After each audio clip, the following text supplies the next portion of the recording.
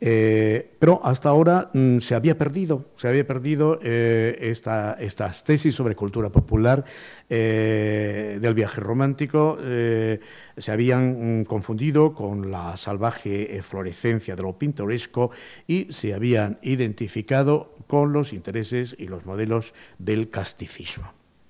Sin embargo, el viaje romántico representa un modelo de incuestionable eficacia cultural que se hará presente en la renaciente cultura romántica española por diversas vías, a destacar las representadas por las revistas románticas. Yo tuve un guía espiritual que fue don José Simón Díaz. Yo, a través de sus publicaciones del Consejo, hice mi tesis doctoral. Bueno, la que debía ser mi tesis doctoral, pero como me fui remontando a los antecedentes, la tesis fue sobre el 18 y lo que hice fue una iniciación, que es más importante que una tesis doctoral. Siempre creo que es más importante. Pues una de esas vías fueron las revistas románticas y luego el conjunto de publicaciones muy influyentes que constituyen la que yo denomino literatura pintoresca.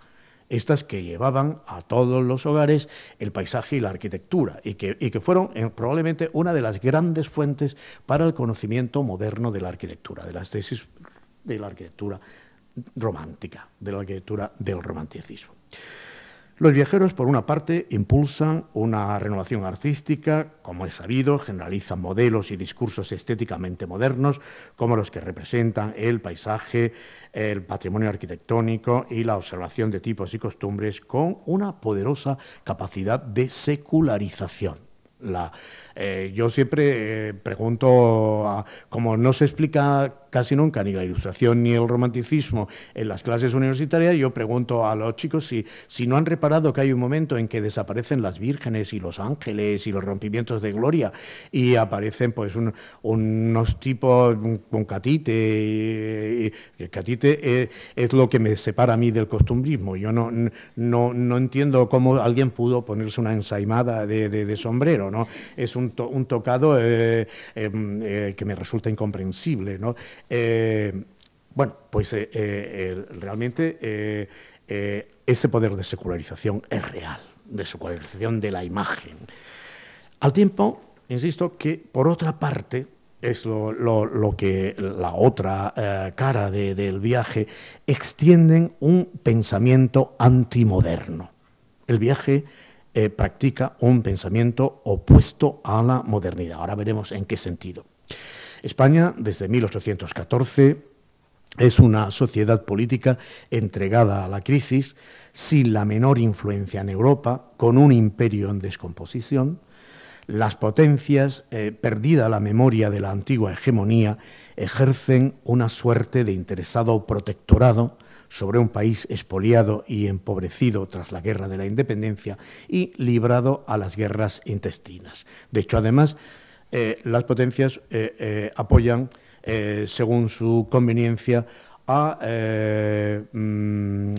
cristinos y carlistas, a isabelinos y carlistas. Es una situación triste de protectorado político-militar ejercido sobre España. Esta visión política se corresponde con la cultural y artística de los que emprenden el viaje romántico a la península, con la finalidad esencial, todos sabemos, de conjurar los aborrecibles cambios introducidos por la economía liberal y la industrialización, la odiosa uniformización de la vida y las costumbres en las sociedades modernas, por lo que su destino, en la imaginación y el deseo, se concibe como la representación esencial de un mundo al margen de la modernidad, profundamente otro con respecto a esta. Esa es la visión, ese es el deseo que inspira el viaje. Este sentimiento va a conectar con el pensamiento conservador español. Realmente creo que es muy fuerte, es un pensamiento que ha marcado, además, que ha marcado la historia intelectual y la historia antropológica, sociomoral, social y moral de este país hasta la posmodernidad. hasta la posmodernidad. Hay como una especie de puenteo de la modernidad que nosotros tenemos que estudiar en generaciones de vida efímera. Es una flor bastante efímera, la moderna. Ese sentimiento va a conectar, como digo, con el pensamiento conservador español, con la corriente que, con importantes matices y en diversidad de estratos, se va a desarrollar desde la crisis de nuestra Ilustración a través de la Restauración fernandina para culminar en la singular conformación de la sociedad liberal española entre desamortización y liberalismo doctrinario. Hacemos una revolución económica que va a crear una oligarquía económica moderna, que va a llevar la propiedad privada en gran escala al agro, y al mismo tiempo nos felicitamos de no haber hecho nunca una revolución política.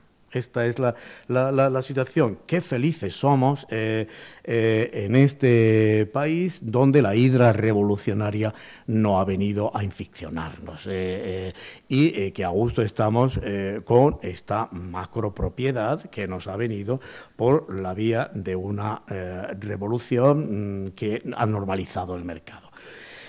Es un pensamiento conservador que se basa en la identificación del europeísmo y el liberalismo, hijo de la revolución, como corrientes de pensamiento y modelos sociales antinacionales y antipatrióticos. En los años 70 del pasado siglo, y voy a recordar a un clásico, pero un clásico de un valor extraordinario, Javier Herrero, publicó una extraordinaria y documentada historia de los orígenes del pensamiento reaccionario español, cuyo rigor y vigencia me parece que la hacen recomendable a la hora de considerar, como tratamos de hacer, la fundamentación histórica, ideológica y cultural del populismo. De entre el numeroso acervo de ideólogos y obras estudiados por Herrero, he elegido la personalidad de Capmany, de Antonio Capmany, y su obra Centinela contra franceses, que aparece en Tarragona en el año 1808, en cuya segunda parte se desarrolla una completa tesis contra los filósofos ilustrados. El blanco de este pensamiento conservador es la Ilustración, siempre la vamos a ver. Lo que hay en el trasfondo es siempre una hostilidad hacia la Ilustración. Yo creo que además en origen lo que a mí me atrajo del pensamiento ilustrado fue lo mal visto que estaba en el mundo académico cuando yo era un joven universitario, y como lo pagué durante mucho tiempo. Me estigmatizó de aquella manera. Como a mí me parecía que hacer cultura es hacer siempre lo contrario de lo que estaba en vigor y de lo que el orden prescribía, pues por eso me pasé yo al siglo XVIII, ¿no? Pero lo que no advertí con claridad es que aquellos maestros de la universidad franquista, con su odio y en otras ocasiones olvido de la Ilustración, lo que estaban prorrogando eran los usos del pensamiento reaccionario. Y evidentemente por eso la preferencia, yo he escrito después sobre escultura policromada y de ahí la preferencia por el arte devocional. Lo que yo nunca llegué a pensar es que Málaga iba a volverse tan extraordinariamente devota después de la iconoclastia republicana, ¿no? O sea, en Semana Santa, ¿no? O sea, esto no lo tendrá que explicar José Antonio González Alcantú, digo yo. Bueno, entonces en Capmany se desarrolla un programa anti-ilustrado en la convicción de que el espíritu nacional espíritu nacional además, subrayado, reside esencialmente en el pueblo, actuando en él de modo espontáneo, instintivo, lo que determina su fidelidad a la patria frente a las vacilaciones de los intelectuales corrompidos por la cultura, y escribe lo siguiente, refiriéndose a la guerra de la independencia. Dice: ni los libros, ni los políticos, ni los filósofos os enseñaron la senda de la gloria. Vuestro corazón os habló y os sacó del arado y de los talleres para el campo de Marte, por lo que el pueblo es la nación, pues de su masa sale todo.